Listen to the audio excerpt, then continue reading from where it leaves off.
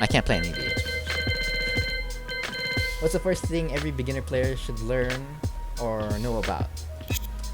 Damn, that's a good question. Because you could answer that in so many ways. Because is it a player who's new to Hwoarang but knows how to play the game? Or is it a player who's completely new at the game and is picking Hwoarang to start off with? Which to me is already like a bad idea at that point. Because Hwoarang's like difficult. But at the same time, I learned the game through Hwoarang also. So I think the first thing you want to learn is you go to Hwoarang's move list, learn all this. Learn all of that. Because if you don't learn all of that, you're not going to know what to do. At least familiarize yourself with the move list, right? Know all 100, how many was that?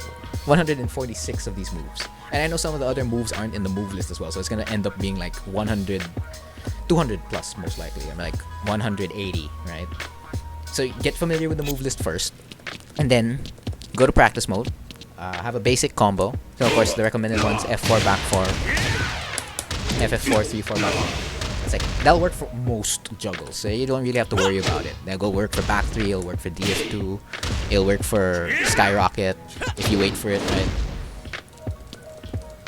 Then get comfortable with certain moves. You don't need to think about stringing your opponent to death yet. Just think about the moves you like using. So that's whether that's DF1, 1-2-4, F4. Like establish a flow. You need to establish a flow. So, since you already got familiar with the move list, you have a consistent combo for every launcher. Now you want to establish your flow. So when you do 1-2-4, after again you recall the move list, and you're like, okay, after I do RFS F4, I'm still in right flamingo stance. So what can I do in right flamingo stance? Now I can do the hell sweep. Okay, so now you can establish a flow. So every time you do 1-2-4, you can either do that or the hell sweep. That helps give you confidence in what you do next, because you're not worrying about, oh, there's so many moves.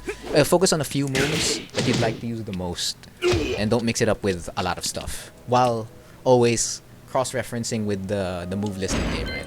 With the move list, just in case you forget something. And then at that point, you're gonna start watching other Hwoarang players like what Charles and company mentioned above, you know, Rest, Hwoarang, Muse, Edge, etc. And you'll be like, okay, that's the move they like using. Why do they like using DF1? And you have to go to practice mode yourself and be like, oh, okay, it's because it's like +6, but then there's like pushback on hit, so I can't exactly press all the time, but I can do it, right? It's my fastest mid. Or I can do DF1 +2, which is no pushback on hit, and it's +8. And it's like what on block? It's like safe on block, very safe. -3.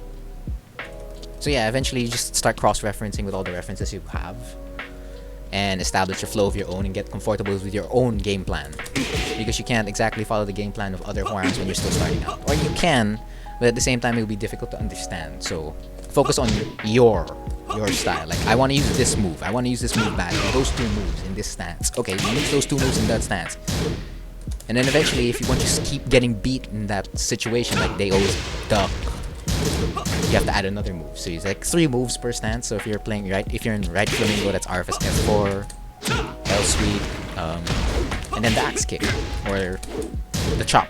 I mean, pick 3 moves per each stance, and then you'll be fine.